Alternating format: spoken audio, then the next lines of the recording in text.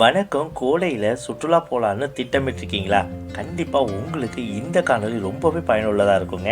ஊட்டி, கொடைக்கானல் இது போல் பல பகுதிகளுக்கு நீங்கள் பயணிச்சுட்டு எங்கே போகலான்னு நீங்கள் திட்டமிட்டிருந்தீங்கன்னா அழகாகவும் அதே நேரம் ரொம்பவே த்ரில்லான ஒரு அனுபவத்தை உங்களுக்கு இந்த பயணம் கொடுக்குங்க. அடிப்பாத அடர்ந்த வனப்பகுதி, அதிகமான கொண்டை ஊசி வளைவுகள், இது போல் பல காட்சிகளை உங்களால் இந்த பயணத்தில் பார்க்க முடியும். வனவிலங்குகளும் இந்த பகுதியில் நிறையவே இருக்குங்க. கூகுள் மேப்பில் லொக்கேஷனே இல்லாத ரொம்ப கரடுமுரடான ஒரு பாதையில் பயணித்து ஒரு அழகான மலை கிராமத்துக்கு இன்றைக்கி நம்ம பயணிப்போம். இது எங்கே இருக்குது, இதுக்கு நம்ம எப்படி போகலாம், எல்லாத்தையும் வாங்க நம்ம காணொலிக்குள்ளே போயிட்டு பார்ப்போம். நான் உங்கள் நவீன், வாங்க என் கூட சேர்ந்து பயணிக்கலாம்.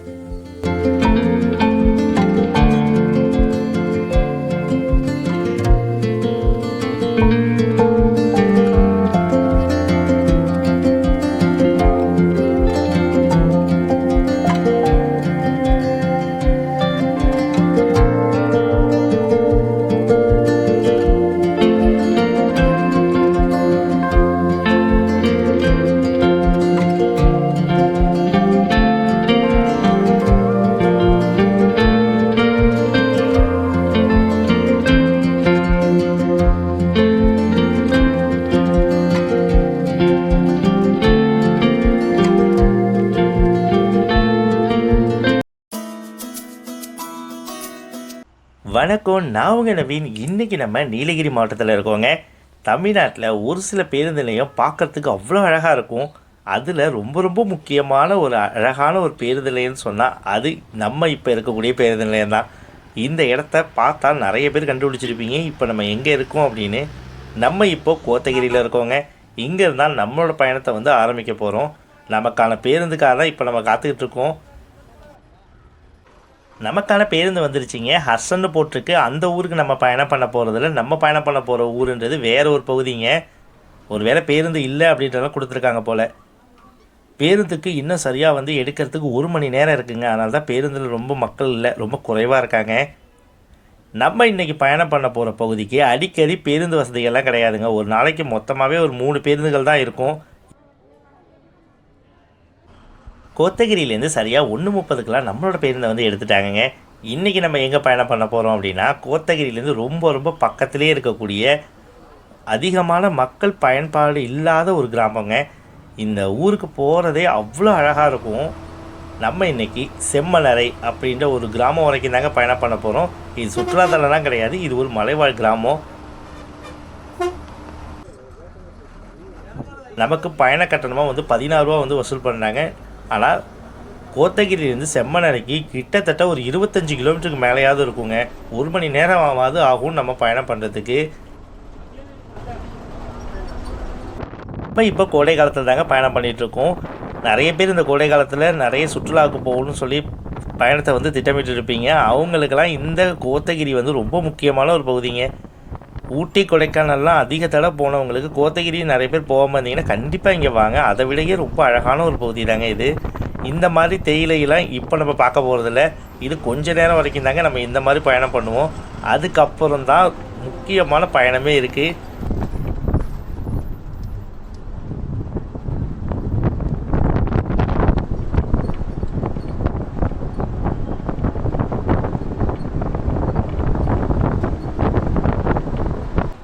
இப்போ நம்ம பயணம் பண்ணிட்டு இருக்க சாலையானது கோத்தகிரியிலேருந்து மேட்டுப்பாளையம் போகக்கூடிய சாலைங்க.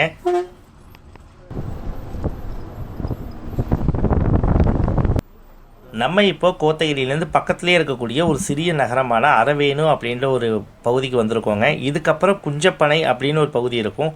அது வரைக்கும் இந்த சாலையில் நம்ம பயணம் பண்ணிவிட்டு திரும்ப குஞ்சப்பனையிலேருந்து மாமரம் அப்படின்னு ஒரு பகுதி வருங்க. அந்த மாமரத்தில் இருந்தாங்க நம்மளுடைய முக்கியமான பயணம் ஆரம்பிக்கும். அது வரைக்கும் இந்த மாதிரியான தேயிலை காட்சிகளை தான் நம்ம பார்த்துட்டு வருவோம்.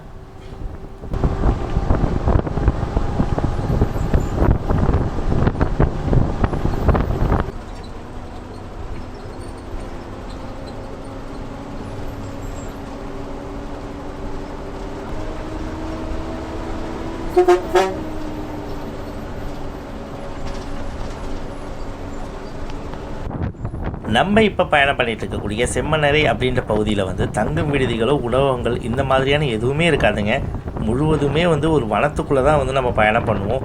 அந்த பகுதியில் வந்து பயணம் பண்ணுறப்போ வந்து சூரிய ஒளியே நுழைய முடியாதுங்க. அவ்வளோ அடர்ந்த ஒரு வனப்பகுதி. ஒற்றையடி பாதையில் ரொம்பவே அழகான ஒரு பயணமாக இருக்கும்.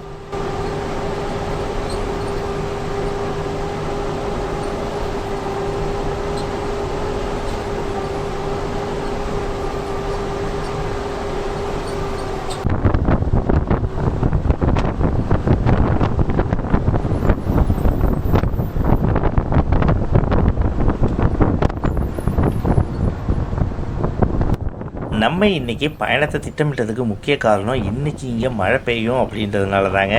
ஆனால் நமக்கு இன்றைக்கி அதிர்ஷ்டம் இல்லை, மழை இதுவரைக்கும் இல்லை. அப்பப்போ வானம் மூடுது, இருந்தாலும் மழை பெய்யறதுக்கான வாய்ப்பு இருக்கிற மாதிரி தெரியலைங்க. வெயில் தான் பயங்கரமாக இருக்குது. மழை பெஞ்சால் இந்த பகுதியெல்லாம் பார்க்கறதுக்கே அவ்வளோ அழகாக இருக்குங்க. அதனால தாங்க வந்து நம்ம இந்த பயணத்தையே திட்டமிடுறோம். இப்போ கோடைக்காலம் ஆரம்பித்ததுனால நம்ம பயணம் பண்ணுறதுக்கே வந்து ரொம்ப சிரமமாக இருக்குது. எந்த பகுதியுமே வந்து இப்போது இந்த காலகட்டத்தில் வந்து பசுமையாகவே இருக்காது.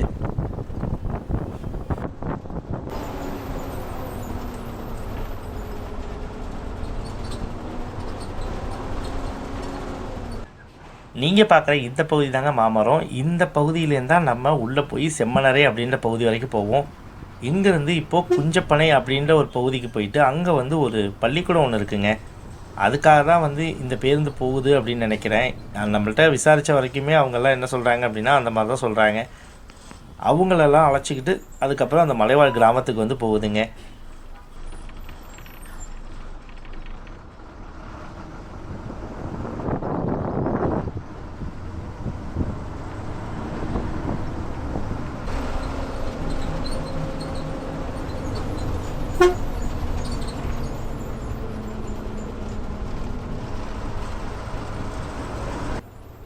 நம்ம இப்போ குஞ்சப்பனை அப்படின்ற பகுதிக்கு வந்துட்டோங்க. இங்கேருந்து திரும்பவும் வந்து பேருந்தை எடுத்து மாமரம் அப்படின்ற பகுதிக்கு போவாங்க. இங்கேருந்து குஞ்சப்பனையிலேருந்து நமக்கு மேட்டுப்பாளையத்துக்கு ஒரு 22 கிலோமீட்டர் வரைக்கும் வருங்க. நேராக தெரியக்கூடிய இந்த சாலையில் நம்ம பயணம் பண்ணால் அங்கே ஒரு பள்ளிக்கூடம் ஒன்று இருக்குங்க. இந்த பேருந்துக்காக இங்கே மக்கள் வந்து காத்துட்ருக்காங்க.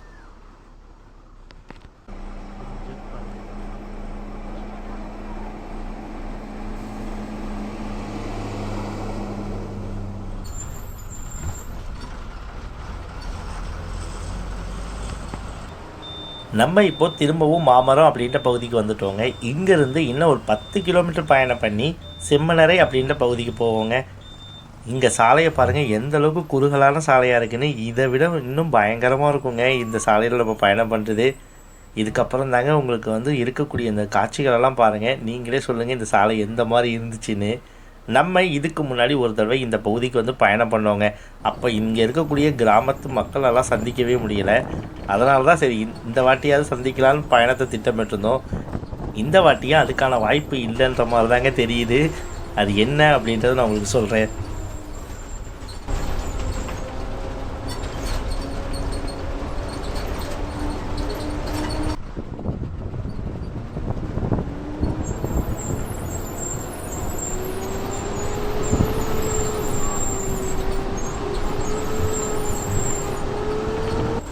நீங்கள் இந்த சாலையை இப்போ பார்த்துருப்பீங்க. சரியாக வந்து ஒரு வாகனம் எந்த அளவுக்கு பயணம் பண்ண முடியுமோ அந்த அளவுக்கு தாங்க வந்து இந்த சாலை இருக்கும். இந்த சாலை முழுவதுமே வந்து தார் சாலையாக அமைச்சிருக்க மாட்டாங்க, சிமெண்ட் சாலையாக தான் வந்து அமைச்சிருப்பாங்க.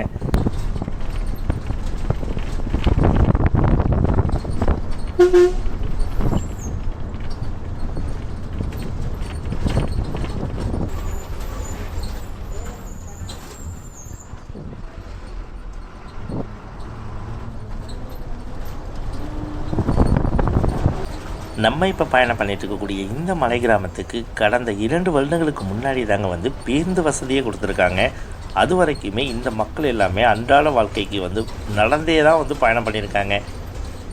கிட்டத்தட்ட 10 கிலோமீட்டருக்கு மேலே அவங்க நடைப்பயணமாகவே தான் அவங்களுடைய அன்றாட வாழ்க்கையை வந்து பண்ணியிருக்காங்க. எவ்வளோ சிரமமான விஷயன்றதை பாருங்கள்.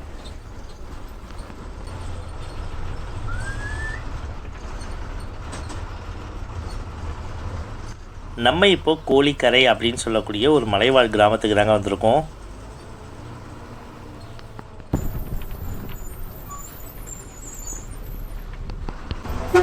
இங்கே ஆற்றுக்கு நடுவில் வந்து ஒரு செக் டேம் மாதிரி கட்டியிருக்காங்கங்க. இது வந்து ஒரு தரைப்பாலம் மாதிரி தான் இருக்குது. மழை காலங்கள்லாம் வந்து இதுக்கு மேலே தண்ணி போகும் தான் நினைக்கிறேங்க. அவ்வளோ தாழ்வான சாலையாக தான் இருக்குது.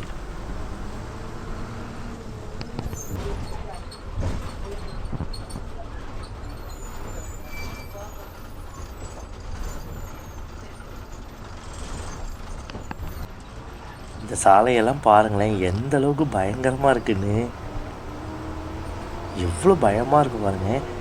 ஒரே ஒரு வாகனம் போகிறதுக்கான ஒரு சாலைங்க. அதில் வந்து அவ்வளோ நெருக்கமான மரங்களுக்கு இடையில் நம்ம வாகனம் மட்டும்தான் போகுது. நம்ம இப்போ பயணம் பண்ணி ஆரம்பித்து கிட்டத்தட்ட ஒரு 15 நிமிடத்துக்கு மேலே ஆகிருக்கும். நீங்களே கவனிச்சிருக்கலாம், இது வரைக்கும் எந்த ஒரு வாகனத்தையுமே நம்ம பார்த்துருக்க மாட்டோம்.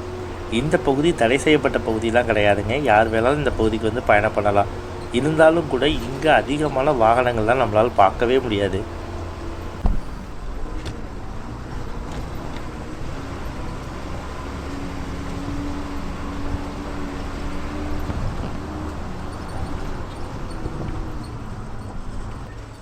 இந்த பகுதியை பார்க்குறப்ப நம்ம தேனி மாவட்டத்தில் வந்து பெரியகுளத்துக்கு பக்கத்தில் சொக்கநலைன்னு சொல்லிட்டு ஒரு பகுதி இருக்குங்க.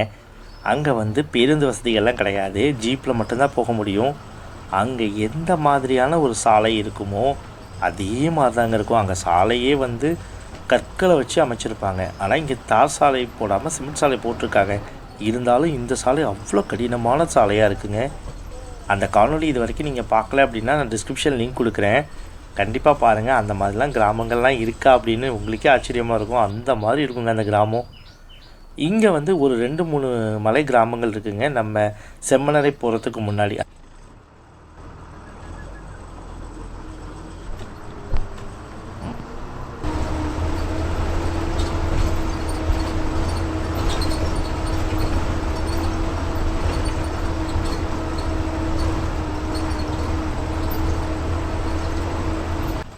நம்ம இதுக்கு முன்னாடி இந்த பகுதிக்கு பயணம் பண்ண தான் சொல்லியிருந்தோம் இல்லைங்களா? அப்போவும் இதே ஓட்டுநர் தாங்க இருந்தாங்க. இப்போவும் அதே ஓட்டுநர் தான். நான் எதுவுமே சொல்லலை. ஆனால் அந்த அண்ணன் கரெக்டாக கண்டுபிடிச்சிட்டாங்க. நீங்கள் போன வாட்டி வந்தீங்க தானே தம்பின்னு சொல்லிவிட்டு. நம்ம போன வாட்டி வந்தவும் இதே மாதிரி நேரில் தாங்க வந்திருந்தோம். அப்போ நமக்கு இதை பற்றி எதுவுமே தெரியாமல் வந்திருந்தோம். ஆனால் இப்போ நம்ம அந்த கிராமத்துக்கு போகணும்னு சொல்லி தான் வந்தோம்.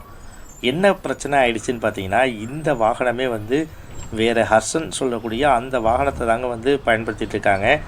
அதனால் இந்த ஊருக்கு போகிறதுக்கான வாகனம் வந்து இல்லைங்களாம்.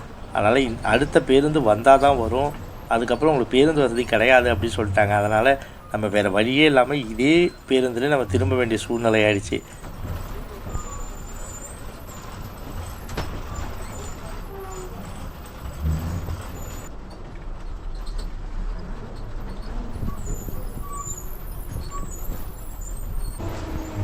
இந்த பகுதியெல்லாம் பாருங்கள், சூரிய ஒளியே படாத அளவுக்கு எவ்வளோ அடர்த்தியான மரங்களுக்கு இடையில் நம்ம பயணம் பண்ணிகிட்ருக்கோன்னு பாருங்களேன். இந்த பகுதி அந்த மாதிரி தாங்க இருக்கும். கொஞ்சம் கூட உங்களுக்கு வந்து ஒரு சூரிய ஒளியும் நுழைய முடியாத அளவுக்கு அவ்வளோ அடர்த்தியான வனப்பகுதியாக இருக்கும். இங்கே வனவிலங்குகள் அச்சுறுத்தல் அப்படின்றது இருக்குங்க. யானையோடைய நடமாட்டம் அப்படின்றது ரொம்ப ரொம்ப அதிகம்.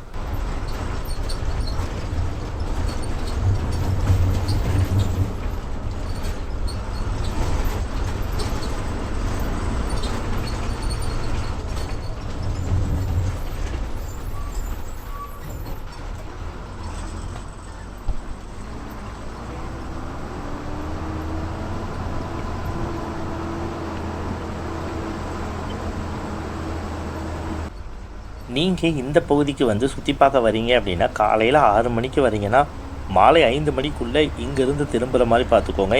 அதே மாதிரி இங்கே நீங்கள் வரப்போ உங்களுக்கு எந்த விதமான அடிப்படை வசதிகளுமே இருக்காது. உங்களுக்கு தேவையான பொருட்களை எல்லாமே கோத்தகிரியிலே வாங்கிக்கோங்க. இங்கே கடைகள் கூட உங்களுக்கு இருக்காதுங்க. தேநீர் கடை கூட இந்த பகுதியில் இருக்காது. அதனால் உங்களுக்கு தேவையான பொருட்களோட இந்த பகுதிக்கு வாங்க. நீங்கள் வரப்போ உங்களுக்கு கண்டிப்பாக ஒரு இதமான சூழ்நிலை இருக்குங்க. கோத்தகிரியை விடையே இந்த பகுதியில் வந்து இன்னும் இதமான சூழ்நிலையாக இருக்கும்.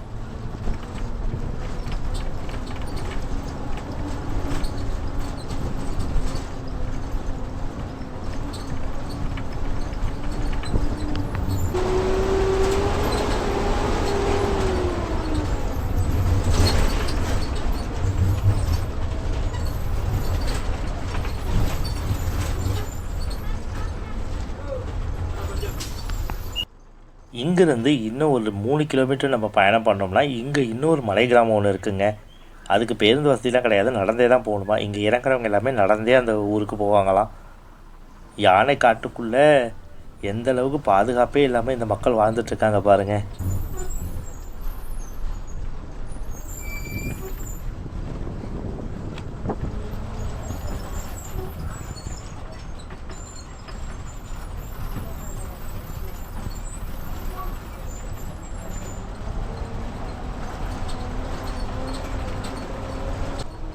நீங்கள் பயணம் பண்ணுறப்போ உங்கள் சொந்த வாகனங்களில் பயணம் பண்ணிங்கன்னா கண்டிப்பாக நல்ல ஓட்ட தெரிஞ்சவங்களால் மட்டும்தாங்க இந்த பகுதிக்கு வந்து வர முடியும். அதனால் ரொம்ப ரொம்ப கவனமாக வாங்க. அதிகமான கொண்டை ஊசி வளைவுகள்லாம் இருக்குங்க. பெரிய அளவு வாகனங்கள்லாம் இதில் பயணம் பண்ணவே முடியாது. ஓரளவு சிறிய ரக வாகனங்கள் மட்டும்தான் இதில் பயணிக்க முடியும். இந்த சாலையை பார்க்குறப்போ உங்களுக்கு தெரிஞ்சிருக்கும். அதனால் பெரிய அளவுக்கு வாகனங்கள்லாம் இந்த பகுதியில் வராதீங்க.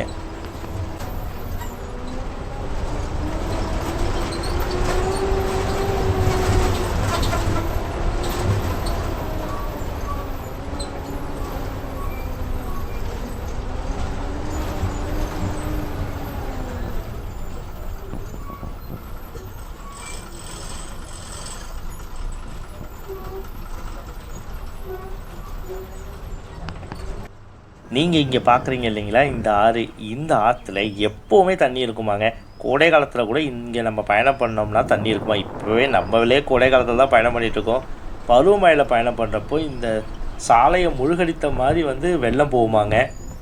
இவங்க சொல்கிறப்பயே நமக்கு தெரியுது. கண்டிப்பாக நம்ம பருவமழையில் ஒரு முறையாக இந்த பகுதிக்கு வரணும். நம்ம மழையை கணக்கு பண்ணி தாங்க வந்துருந்தோம். ஆனால் நமக்கு இன்றைக்கி என்னமோ மழை நம்மளை ஏமாத்திடுச்சு.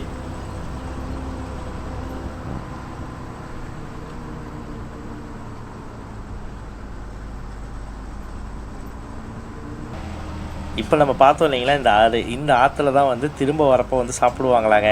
அங்கே ஒரு 20 நிமிஷம் வரைக்கும் வந்து பேருந்து நிறுத்தி வைப்போம், நீங்கள் அங்கே போய் எல்லாத்தையும் சுற்றி பார்த்துட்டு வாங்க அப்படின்ற மாதிரி நம்மகிட்ட சொல்லியிருக்காங்க.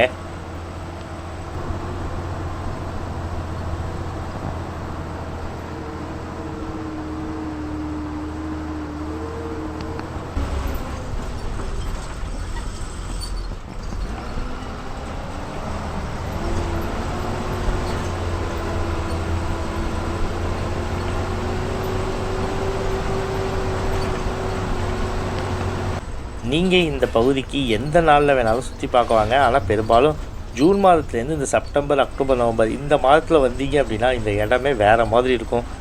நீங்கள் அந்த மாதிரி மாதங்களில் வந்து இந்த பகுதிக்கு வரதை வந்து பார்த்துக்கோங்க. ஆனால் மழை அதிகமாக இருக்கிறப்போ இந்த ஆற்றுலலாம் வெள்ளம் போகுங்க. அதை மட்டும் நீங்கள் கணக்கு பண்ணி வாங்க.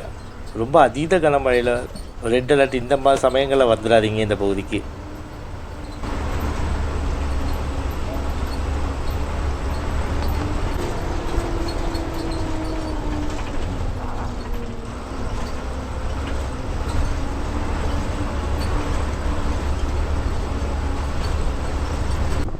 நம்ம இப்போ செம்மனரை அப்படின்ற கிராமத்துக்கு பக்கத்தில் வந்துட்டோங்க.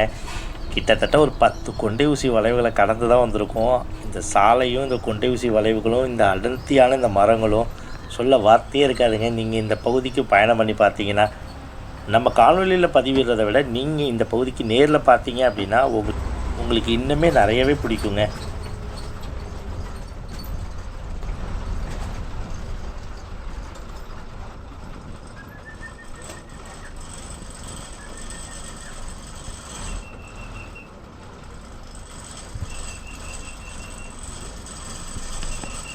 கோத்தகிரியில் சரியாக 1:30க்கெலாம் நம்ம வந்து பயணத்தை ஆரம்பிச்சிருந்தோம். இப்போ மணி வந்து 2:45ங்க. 1.25 மணி நேரத்தில் நம்ம இங்கே வந்துவிட்டோம். இங்கேருந்து உள்ளே போனோம் அப்படின்னா இங்கே இந்த செம்மலரை அப்படின்ற கிராமம் இருக்குங்க. இதுதான் கடைசி கிராமம். இதுக்கப்புறம் உங்களுக்கு வந்து எந்த விதமான ஊருங்களும் கிடையாது. இந்த கிராமத்து மக்களுக்காக தான் வந்து இந்த பேருந்தே வந்து கொடுத்துட்ருக்காங்க. ஓட்டுநராக இருக்கட்டும், அரசாங்கமாக இருக்கட்டும், ரொம்ப ரொம்ப பெரிய விஷயங்க. ஏன்னா இவ்வளோ மோசமான இடத்துலையும் வந்து இந்த பேருந்து கொடுத்து இந்த மக்களுக்காக வந்து கொடுத்துருக்காங்க. ஓட்டுநர் நம்மகிட்ட ஏற்கனவே சொல்லியிருந்தாங்க, இந்த ஆற்றுல வந்து நிறுத்துகிறேன், நீங்கள் வேணால் இந்த பகுதியெல்லாம் சுற்றி பார்த்துட்டு வந்து நிறுத்திட்டாங்க. வாங்க இந்த பகுதியில் இறங்கி என்ன இருக்குது, எப்படி இருக்குன்றதெல்லாம் போய் பார்த்துட்டு வருவோம். இங்கே அதிகமாக யானையை வந்து பார்க்க முடியுமா, அதுக்கப்புறம் உங்களுக்கு சிறுத்தை, கரடி இது போல் வனவிலங்குகள்லாம் இருக்குமாங்க. யானை பெரும்பாலும் வந்து இரவு நேரங்களில் தான் அதிகமாக இருக்கும்னு சொல்கிறாங்க. மாலை 6 மணிக்கு மேலே தான் வந்து பார்க்க முடியுமாங்க. ஆற்றுல வந்து தண்ணி கொஞ்சம் குறைவாக தான் போகுது, இருந்தாலும் தண்ணி அவ்வளோ தெளிவாக இருக்குது பாருங்கள்.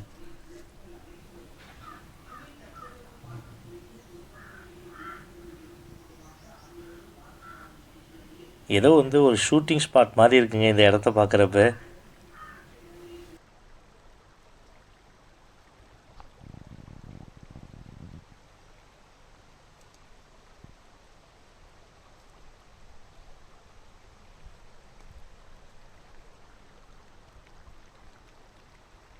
அங்கே ஓட்டுறான எங்கே உட்காந்து சாப்பிட்டுட்டு இருக்காங்க பாருங்களேன். நல்ல ஒரு இடங்க, அழகான ஒரு இடத்துல உட்காந்து சாப்பிட்டுட்ருக்காங்க. தண்ணி அவ்வளோ அருமையாக இருக்குங்க. இப்போ கேட்டோம், இங்கே வந்து இந்த தண்ணியை குடிக்கலாம், அதெல்லாம் ஒன்றும் பிரச்சனை இல்லை, இந்த மக்கள்லாம் நிறைய பேர் குடிப்பாங்கன்னாங்க. நம்மளும் கொஞ்சம் குடிச்சு பார்த்தோங்க. அவ்வளோ அருமையாக இருக்குங்க அந்த தண்ணி.